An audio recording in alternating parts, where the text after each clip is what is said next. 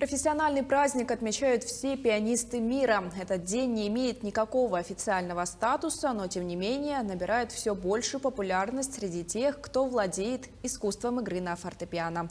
Как в Якутии развита игра и мастерство владением этим музыкальным инструментом, расскажет моя коллега Мадина Халикова. Она сейчас выходит на прямую связь со студией. Мадина, добрый день, ждем подробностей. Здравствуйте, Кристина. Мы сейчас находимся в детской школе искусств города Якутска. И сейчас здесь, конечно, уже прозвучали произведения многих известных классиков. И такие фамилии, как Рахманинов, Шопен, Денис Мацуев, наш современник и виртуоз, здесь звучат, конечно, постоянно, потому что дети здесь учатся искусству владения игры на фортепиано. И сейчас о Дне пианиста мы поговорим с директором детской школы искусств Сергеем Иннокентьевичем Лебедевым. Здравствуйте. Здравствуйте, добрый день. Расскажите, пожалуйста, что для вас, собственно, значит День пианиста? Да, действительно, вот сегодня у нас очень такой знаменательный день. Да, мы сегодня пребываем в абсолютно очень таком приподнятом настроении, потому что весь мир, да, вот во всемирно сегодня мы отмечаем День пианиста. Ну, что это значит День пианиста? Это значит, конечно, во всех странах в мире, да, во всех учебных заведениях, во всех творческих организациях проводятся многочисленные концерты и, собственно, вот встречи с великими пианистами. И знаете, удивительным образом вот этот День пианиста в этом году для нас, якутян, совпал с юбилеем нашей якутской профессиональной пианистки, заслуженной артистки России, профессора Юноны Михайловны Пхоловой. И, пользуясь случаем, я от имени всех якутян, от имени всех якутских пианистов поздравляю Юнону Михайловну с этим ее юбилеем. И опять же с Днем пианиста, поскольку она наш наставник, человек, который... Имя ее известно не только в Якутии, но далеко за ее пределами. Юнона Михайловна, долгих вам лет жизни и творческих успехов. Сергей Иннокентьевич, ну а как все-таки ковид и вся эта пандемия сказалась на том, как вы сегодня отмечаете День пианиста? Да, конечно, к сожалению, мы сегодня первый день, вот у нас после карантина долго вышли дети на учебу. Потом, конечно, в этом году мы не празднуем. Вот так просто с детьми мы проводим беседы сегодня, да, чтобы они знали, конечно, важность существования этого праздника. Все-таки мы надеемся, что среди них есть и профессиональные пианисты, да, которые вырастут впоследствии.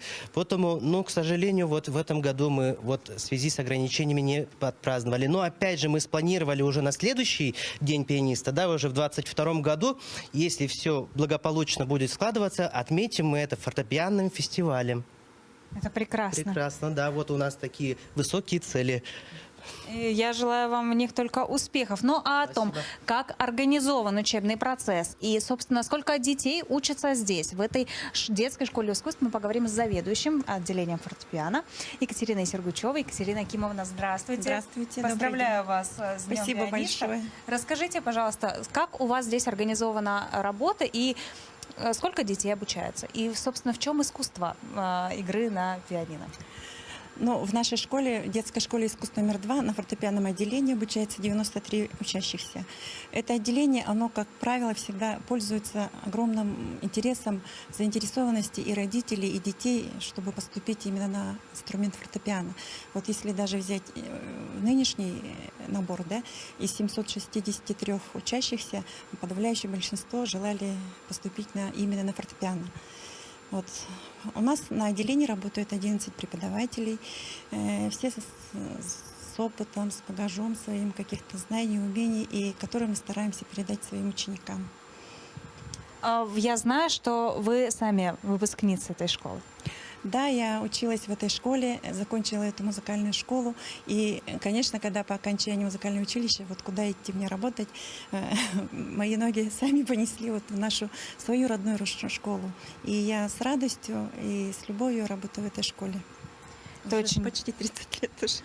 Это очень здорово. Ну и, конечно же, есть преемственность поколений и целые династии людей, которые играют на фортепиано. И сейчас мы поговорим с воспитанницей детской школы искусств. Привет! Расскажи, как тебя зовут и почему ты здесь учишься? Меня зовут Егор Рубе, учусь во 2 классе. Я очень люблю музыку и играть на фортепиано. Моя семья тесно связана с музыкой. Бабушка и дедушка Алексей и Екатерина Егоровы – народные артисты Республики Саха-Якутия. Вот, как вы можете заметить, в Якутии очень много людей, тесно связанных с этим искусством. Ну и, конечно же, на этом пока у меня все. Я сама хочу попробовать сыграть на фортепиано. И надеюсь, мне это получится. Я передаю вам слово, Кристина. Спасибо за включение. Я напомню, что на прямой связи со студией была моя коллега Мадина Халикова. Российский